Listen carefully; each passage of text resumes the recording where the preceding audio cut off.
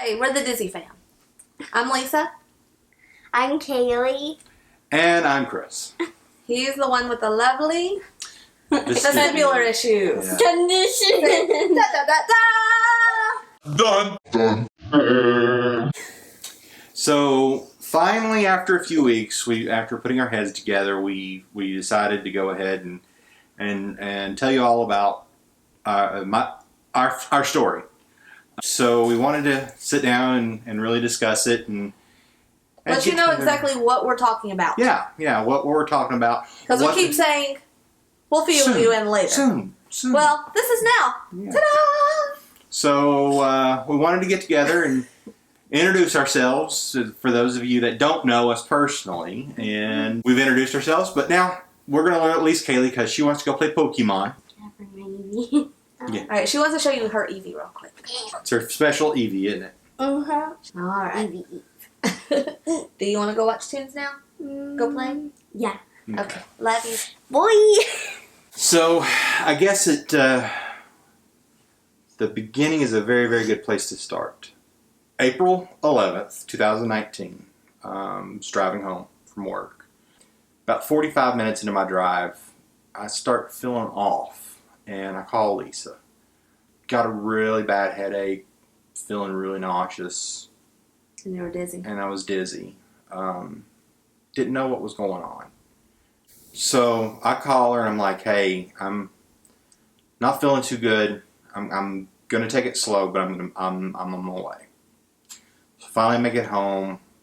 Still feeling off. Just feeling really off. Get home, finally.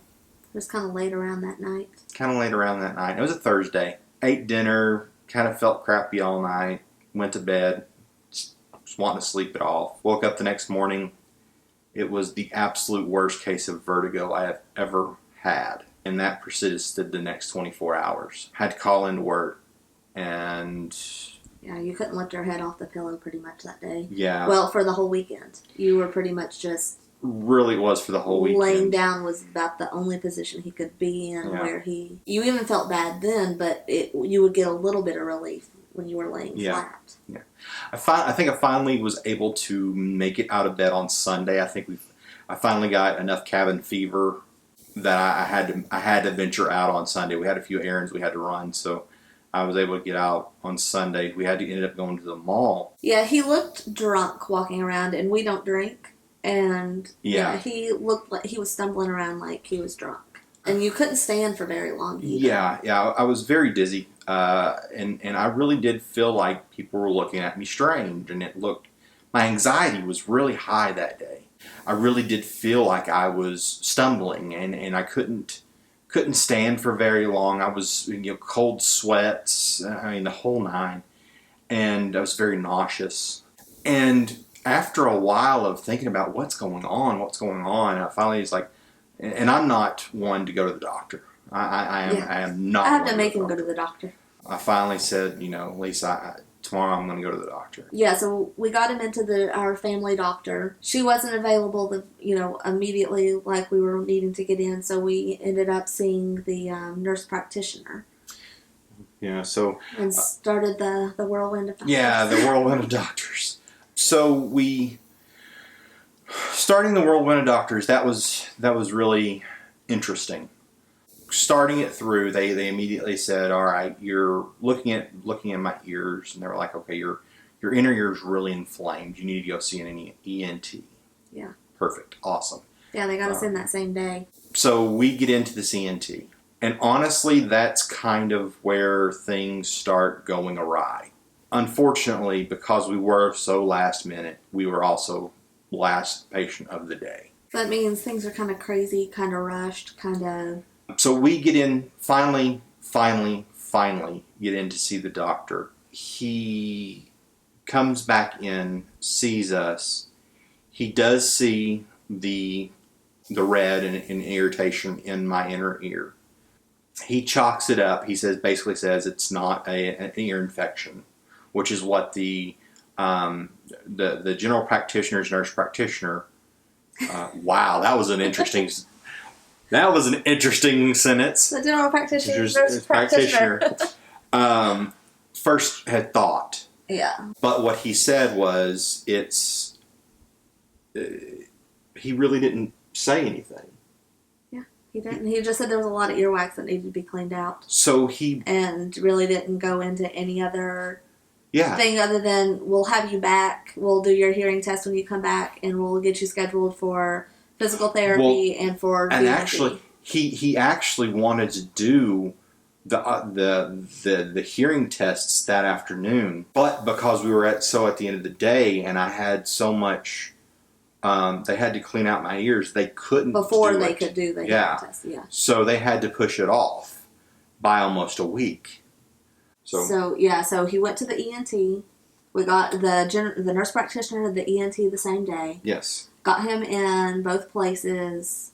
The ENT really didn't get to do anything because your ears had so much wax in them. Right. They had to clean it out. Yeah. And because it was the end of the day, they couldn't do the hearing test. Right. And at this point, nobody had addressed my dizziness. Yeah, it was just like kind of... They just brushed it off. Craziness. It's like, okay, well, we see redness. We'll look at your ears. Okay, we see wax. We'll clean that out.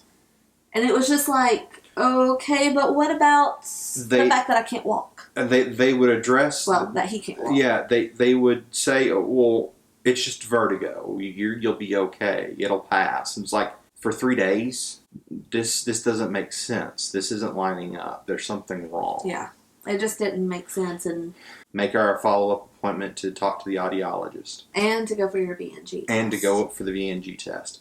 The following morning... Yeah. This is whenever things really start getting strange. Hives!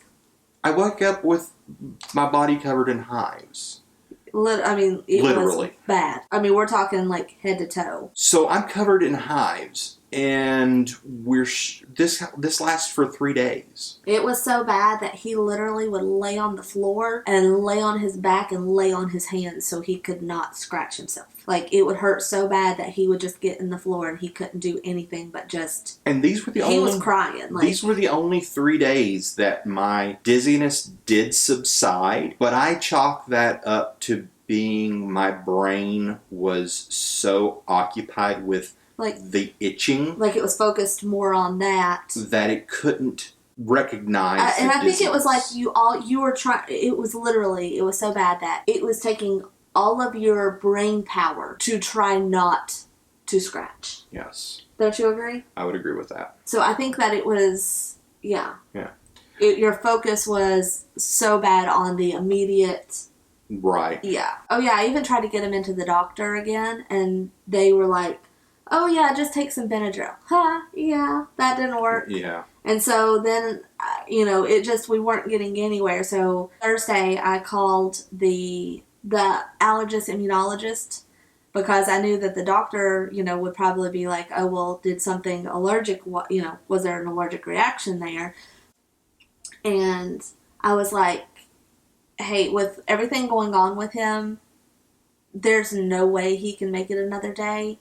It's so bad that if you guys can't see him today and try to help him, I'm taking him to the ER. She actually talked to the doctor, and they didn't have any openings, but they actually went ahead and made an opening, like, fit him in, basically, and said, can you have him here within an hour? And so we got him in, and that allergist... He actually helped a lot. Yeah, he helped a whole lot. And at this point, this was doctor number 3. He actually went through some of the past, and at this point it had been a week-ish. And he listened to some of my history, and he'd already started putting some of the pieces together. Yeah, before the ENT or anyone else did. Right, and he started thinking, well, this kind of sounds vestibular. Yeah. He's like, I don't know. He goes, that's not my area of expertise. But he was already talking about it, and he even mentioned the VNG and the balanced therapist and everything like that. Yeah. The ENT had mentioned on Tuesday when we hadn't mentioned any of that part to him. Because at first we were like thinking, okay, these probably aren't related. Mm-hmm.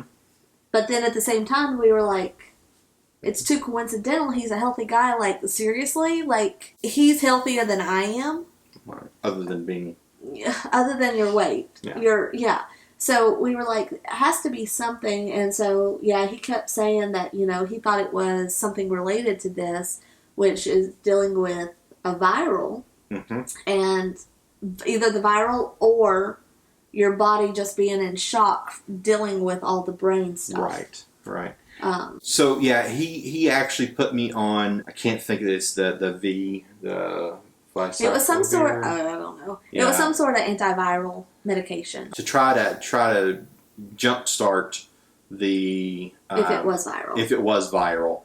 So going throughout this process, we saw the nurse practitioner. We saw the ENT. We saw an audiologist that day, which technically was 3 doctors in one day. Yeah. Even though they couldn't do your hearing. Yeah. Then we saw the allergist immunologist. Oh, and during this entire time, he's having blood work done. Like, in 1 week, he had it done, like, twice. Yes, I had. Yeah, 1 week twice, but that wasn't all the blood work. I had my blood work done twice. Wait, it doesn't stop there. There's more. and during that blood work, at one point, my vitamin D level was at a 15. I don't know. It was extremely low. Your vitamin D was extremely low. Something showing inflammation. Yes, was extremely extremely high. Yes. So that also triggered something in the immunologist's thought pattern that it might be a viral. But during all this, he normally does not have issues with his blood pressure. His blood pressure was really wonky. Was it the bottom number? I'm really bad about blood pressure stuff. Both levels were very high. I was technically in hypertension stage 2 constantly, and during this time, and they were afraid you're going to stroke out. They were afraid that I was on the verge of going into stroke level or needing to be hospitalized. They wanted me constantly keep an eye on that. Yeah. So during this, I'd say 2-week time period, I was constantly taking my blood pressure, constantly keeping an eye on things. Yeah. At that point, though, seeing all the different doctors, he was on antivirals. He was on several antihistamines and allergy-type medicines to try to control the hives and get those regulated, like gone and stay away. He was on Prozac. So he saw all kinds of doctors. He saw several audiologists. He saw the ENT. We went back to our regular doctor and saw her also during all this time. He saw the allergy immunologist multiple times, the ENT multiple times, the audiologist multiple times. Whenever he went for the VNG, we didn't realize, and they didn't call to they just gave us a bunch of paperwork whenever we left, and we didn't realize we were supposed to stop certain things prior to the VNG. This is the key, and this is the thing that has made life extremely difficult. Getting a diagnosis extremely hard for me. Yeah. We even called because we didn't realize it until literally I was grabbing the paperwork. Just in case there was something, I thought there was something we had to fill out before we went.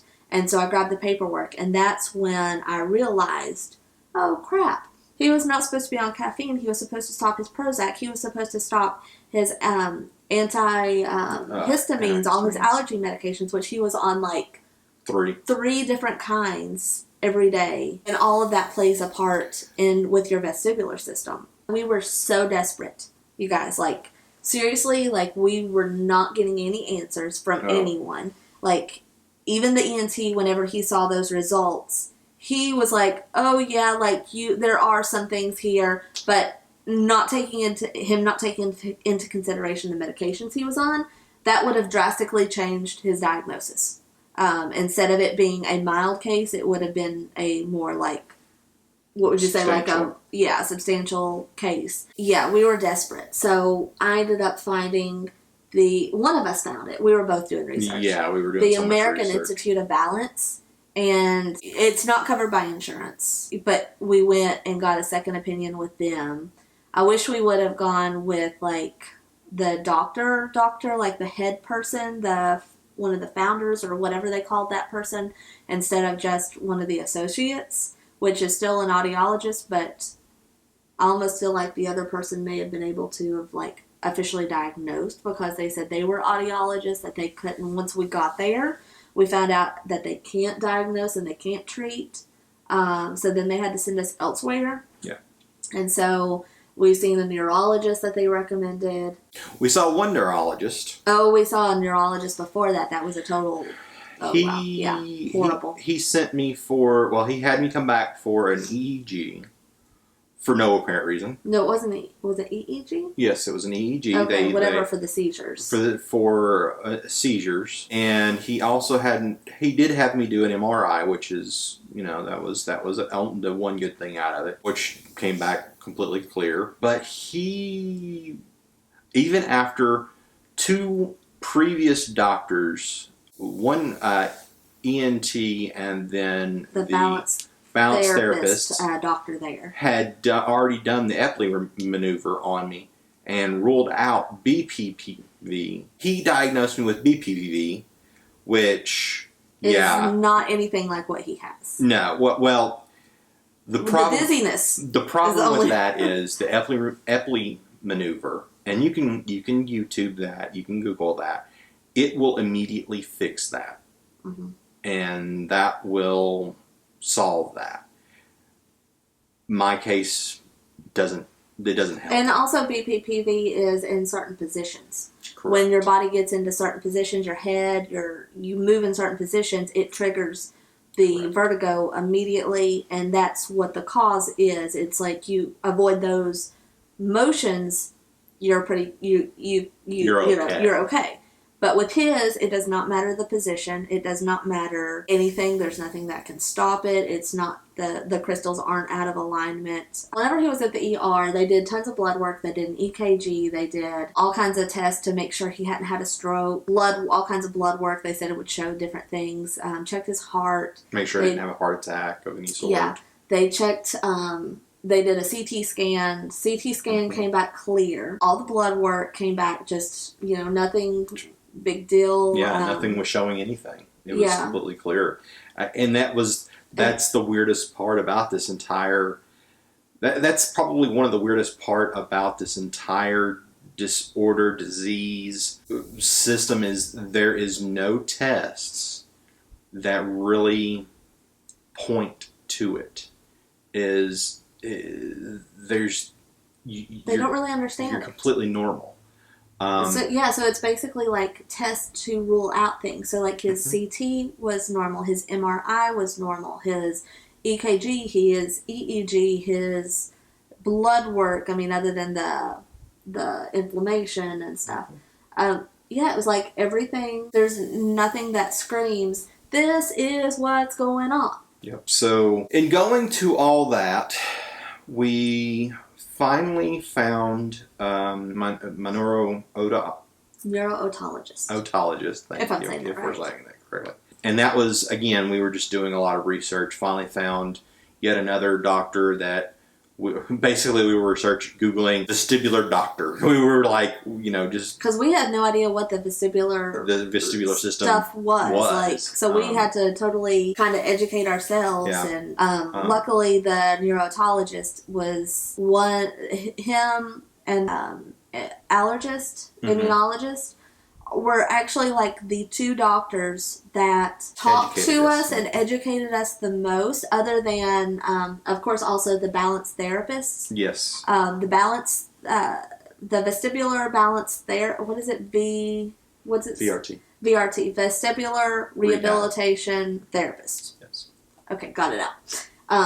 They helped us tremendously, and the audiologist that works closely with them were the ones, and that audiologist there was the first one that said, hey, they didn't look at things right, knowing everything with the VNG. So after looking at everything and knowing what was going on, they were finally like, okay, so you've got some stuff going on here. There's some massive stuff going on. And they were like, and I don't think it's just one specific thing. I think it's a multitude of things kind of in combination with each other. So after looking at everything, he kind of broke it down for us. Like she said, it's a multitude of things. So the main diagnosis is this thing called vestibular neuritis. So in your inner ear, there is a nerve that connects your vestibular system to your brain. And it basically tells your brain what your vestibular system it does, or what it's noticing. It's basically saying, okay, the ear feels like everything is balanced. Brain, okay, everything is balanced. What you see out of your eyes is correct. Everything is balanced. You are upright. So, and let me even take that a step back. So, let's actually describe what the vestibular system is. Yeah, there's like 3 parts. There's three sensory inputs. There's 3 sensory okay, so right. Okay. 3 kind of inputs to for your whole vestibular system. Right. To work. So it's eyes, ears, for hearing, and then touch. Yeah. So that'll kind of keep you balanced. And for me personally, what was happening for me was I was over relying on your eyes at first. My eyes at first. The problem with that was, one of the problems with that was, I get what's called visual vertigo.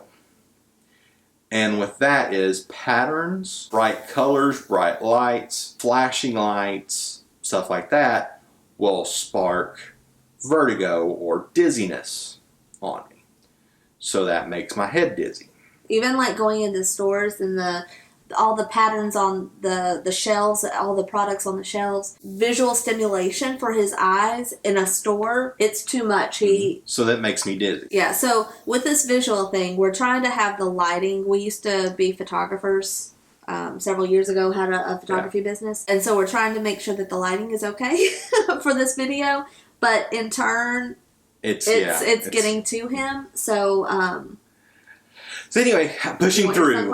No, I don't. I'm pushing through. So anyway, but my balance for the hearing was fine. Balance for sensory, I wasn't using. Well, the nerves I've got some. Yeah, we're talking about the crystals and the fluids in his ears. We're when fine. We say ears.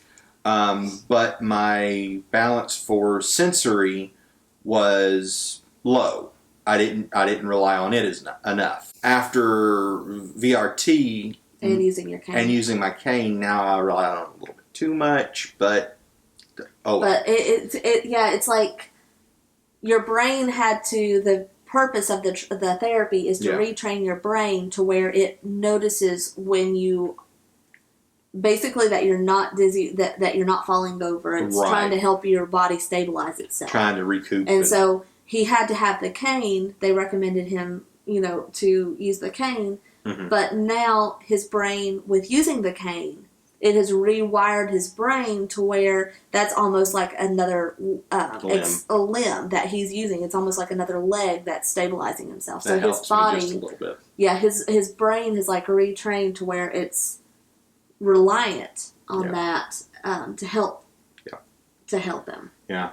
One of my diagnoses was vestibular neuritis, which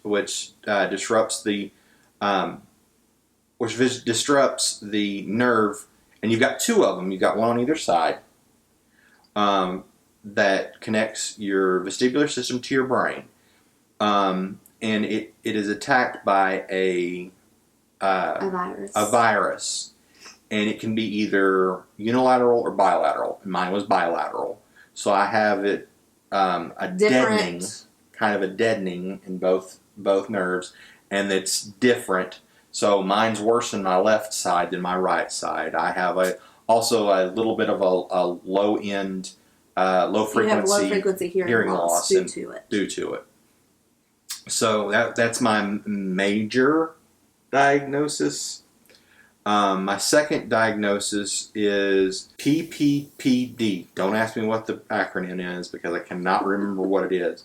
But basically, I am perpetually dizzy. As I'm sitting here, I'm slightly dizzy.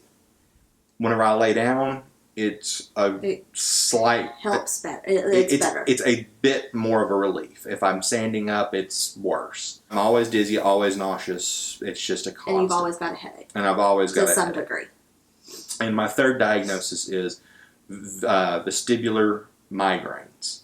And basically what that is a migraine that messes with my vestibular system. I mean, Yeah, so it's kind of like a migraine on LSD. Yeah. If you want to say that, because More or less. he gets visual disturbances. So, like, if he looks at a pattern, it'll look like it's moving. And it's not fun. We were at a restaurant, and the picture had some clouds in the background of the picture on the wall, and he's like, "Those clouds are moving," and so things will move. Yeah. Faces on magazines or like paused on TV screens will start distorting sometimes. Yeah, and it's not all the time. I will say it's not all the time. It is only whenever triggered. I mean, it's just like any other migraine. It is only when it's triggered. The patterns is pretty much instant. Like it'll pretty much it'll always come on, it'll come off. I do have with that. I have weird pains throughout my head. And in my ears and themselves. Pressure in your head all the time. So it comes with a lot of things. So like with all this, his symptoms on a daily basis are always headaches to some degree, of varying whether it be, moderate to severe. He's got the dizziness constantly, and he's got nausea. So that's what he has all the time. And along with that, you also have the pressure in your head, pressure in your ears, pain in your head, like almost like one of those, what do they call it? Ice pick. He's got that. He also has brain fog. That is a fun... It also messes with your cognitive. It does. One of the things that is really bothersome, it is more bothersome to the people around. Well, it's bothersome to me. It's annoying to me. You but get I know frustrated. it gets more frustrating for me. But I can be carrying on a conversation with people, and I have to stop. Fortunately, Lisa's there most of the time to help me. But there are times that, like, we were at a store trying to get something that Kaylee needed, and Chris had a question about it, but I had no idea what his question was, so I wasn't able to help him. So he was just kind of standing there stumbling, trying to figure out how to get out what he was needing to say, and he finally just gave up. There was nothing else I could do. Yeah. That is one of the most frustrating things. It's embarrassing. It truthfully is. It's embarrassing to do that, but... And I know it's embarrassing to him because, like, yesterday we were with some friends, but luckily they are close friends and they know what's going on. And it's just like Chris wanted to get something out, but it was kind of that awkward minute or two where you're like trying to let him get it out. You don't want to interrupt him, but like quiet, And it's one of those that I want to finish my thought because it's right there on the tip of my tongue. It's almost trapped. I know what I want to say. I just cannot form the words. And some days are worse than others. Some days, absolutely. Whatever this is with all this vestibular stuff, he can have his we'll say good days. His good days, he still has the nausea, he still has the headaches, he still has the dizziness. But he has better days versus bad days where he can't even get out of bed. Yeah. There's days where he won't get out of bed either all day or up until like noon. No, I mean there's even been days where it's been late, like early evening when you finally got out of bed. It has been almost like dinner time. Yeah, So it's varies day to day, depending on what your triggers are, what you're having to do, stress. If he has a stressful day, the next day he may not get out of bed at all. I try to always look on the brighter side of things, though. At least, I've been given a lot of great things in my life. I've been given a wonderful wife. Aww. I've been given a wonderful daughter. I've been fortunate enough in different aspects that I've been taken care of enough to have the knowledge to work from home and not have to do manual labor. Yeah, because there's no way he'd be able to do that at this point. Hope that my life continues down the path that it keeps going. Life is changing, but one thing that is a constant is change, and that is no more prevalent, or no more. What's the word I'm looking for? See, sometimes I don't know what word he's looking for. Can't think what I was going to say. Are you trying to say like change is inevitable? Yeah. Change is a constant in everyone's life. Yeah. It's just how that change is going to take place. Just how that change is going to take place, and and we just have to basically roll with those punches and make the best out of it that we can, and play the hand that we're dealt. That's one of the things, I'm less concerned with getting fixed. I'm more concerned with striving for the life that I want to lead. I'm less concerned of finding a cure and finding out what caused this. I'm a little more interested in preventing it for someone else. I'm okay. It's okay that I'm a little dizzy. It sucks. But I can survive. I can live with it. I'm not going to die. Some days are bad, but some days are bad. We try to make the best of the good days. Yeah. You know what? If for right now, I'm all right. I can deal with it. Some people have it much worse than me.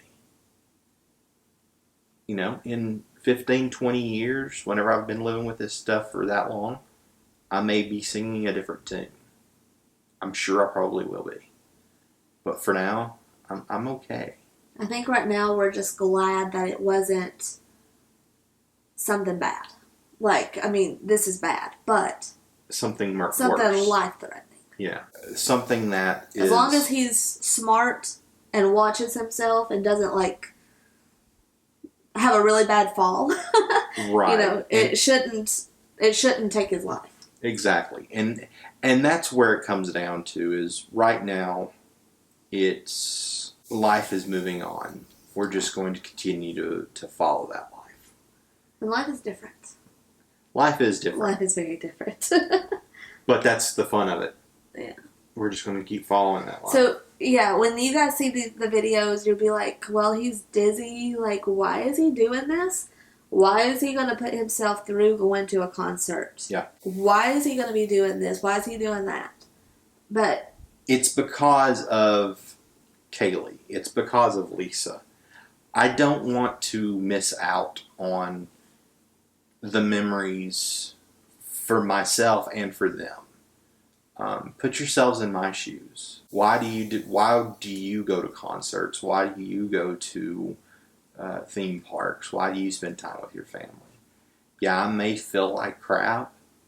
And he may pay for it the very next day, even worse. Yeah, but that's why I do it. But I'm also gonna try to prevent things as much as I can. It's not to be, oh, I'm Mr. Big, I can do this, blah blah blah. It's more along the lines of, hey, I'm okay. I can do this. I'm all right. We're trying to live life to its max as much as he can. Yeah, some things like going to Disney, he'll pay for it. I'd for sure pay for it while he's there, but especially the next day. But he doesn't want to miss out on things that he enjoys doing. He doesn't want to miss out on doing things with Kaylee while she's still little. Us having those memories, making those memories, even though they may be tarnished with, pain, suffering. The day of and the day after, we still want to be able to try to have fun. Yeah. And enjoy life. Yeah. So I will say, I was trying not to cry, but I will say, he will at times, he's not always been the one that has like the sunny side, like sunny outlook of life. But since this has happened, he's forced himself to take that outlook, take that perspective. And I'm proud of it. I'm proud of him for trying to live life. Yeah, he has to work from home. Yeah, we've got, like, the couch we're on is the couch that he sometimes lays on in the middle of the day at work. We're having to make changes. We've changed, like, our guest room into an office. So it's got this chair, this couch, so he can lay on it and be comfortable if he needs to during the day. He's got his desk. He's got a comfortable chair. He's got blackout curtains, so that way he can make this room as dark as he wants to, which this is much lighter than it's ever been, and the only reason we're doing this is just so that way the video quality is better. But I can tell that it's, the light's bothering him. We're doing the best we can to make life as manageable as possible. He's not driving anymore.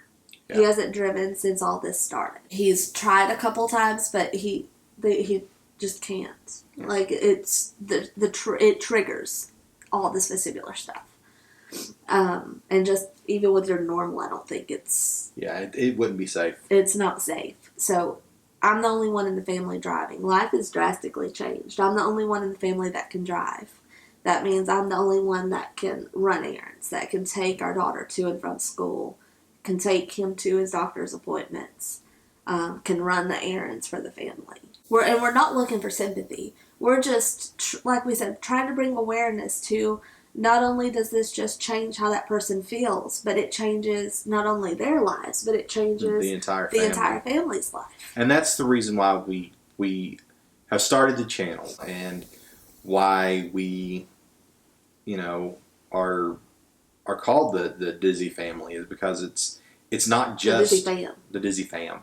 It's not just, the disease doesn't just affect me. It affects the entire family. And any chronic disease, it doesn't... no matter what you've got. No matter what you've got. Whether it's a visible illness or a hidden illness. And that's what mine is. It is a hidden illness. Yeah, if he didn't have this, walking around with this, then, yeah. You would never know. He would just look like he had too many to drink. Yeah, exactly. Someone would think, oh, well, he had one too many. Either that, or I was acting like Jack Sparrow. So it just drastically changes life for everyone. And like we said, we do not want sympathy. No, not in the But least. we are just trying to share our story, bring awareness to the vestibular disorders, try to help people that have vestibular disorders with things that Chris has found to help him, like his handy-dandy cane, which actually is pretty neat. It, like, folds up whenever he needs to. So if, like, he goes into a restaurant or is in the car and doesn't show want... an example. Yeah. So it folds up and has, like, a little bag it'll go into and everything. So we're just trying to bring awareness and help with little tips and tricks and different things that we find that might help him. Maybe it'll help some of you guys if any of you or anyone viewing this has any vestibular disorders, or has some stuff going on they're not sure about, have heard, hey, you've got this, but they really don't understand it. Maybe we can, like, help inform them about something. We're just hoping it helps people, and then, we don't really know what will happen with this. Yeah. What this will do to his mind, if anything, in the future. And so it's also kind of, in a way, we want to, bring awareness, but it's also a way for us to kind of document life. Yeah. So we've got those videos too. Yeah. That's one of the biggest scares for me. One of the things that I'm going to mess up the type of doctor again, my neurologist. That one. Said on one of our last visits before he basically released me was, not basically, he did release me. Yeah, Because he said that there was nothing more that he could do for him. That, come back if things change or we need him, but there's nothing else he can do. Is to do my best to keep working, but there's a good chance that things will not progress positively. That I've got we've gone back and forth, and we've kind of, I don't want to say argued. We'll just say it's not a good prognosis. Yeah, it's he's pretty much said, you're pretty much as good as you're going to get. Yeah. And don't expect things to get better. And basically, in the nicest way possible. Yeah. We really like that doctor. So he wasn't rude in the way he said it at all. We're just being blunt with dealing with the VRT. They've released me as well. Yeah, they said there's nothing more they can do to help him. They've said I've plateaued as best as that I have actually this coming week. I have an appointment with a follow-up appointment with my neurologist. The medicines that they have me on for my migraines haven't really been working well. No, and there's side effects. So he's also having to see ophthalmologist to get his pressures in his eyes checked, and so I'm not sure what that will bring. Yeah, we're just hoping they can try to get the migraines under control. Yeah. But that's one of the things that the neurologist, however you say it, did say. He said, if you can get the migraines under control, you will probably feel better. It won't all be gone. It won't be gone. But you'll at least feel better. Yeah. So I'm hoping that if we can get those taken care of, it will be better. But so far, nothing that they've tried. So far, it hasn't helped. Yeah. Tomorrow's a new day, and we'll just keep on fighting and see what happens. Hopefully, with the research they're doing, hopefully they'll find a cure for this. But yeah. So yeah. So that's how we became the Dizzy Fam. That is the story. That is our story, and we're sticking to it no matter what. Thank you for watching this video. If you would, please like this video, subscribe. We probably have another couple of sit-down videos that we'll probably do in the future. I know we'll probably do another one here pretty soon about why we are doing this, why we've decided to do the channel. Let's see, a few other ones. Probably What's in the Bag channel, probably with what's... Oh. Yeah, because he now, our daughter calls it his man purse. Yeah. He carries a bag around constantly. Yeah. Yeah, love that kid. Yeah, we're going to try to do 2 a week because not all days he can get out and try to do anything fun. Yeah. So we'll do some fun. Get up, do much of anything other than the work. Yeah. And go to bed. Yeah. But yeah, please like, subscribe, and we will see you soon. Thanks.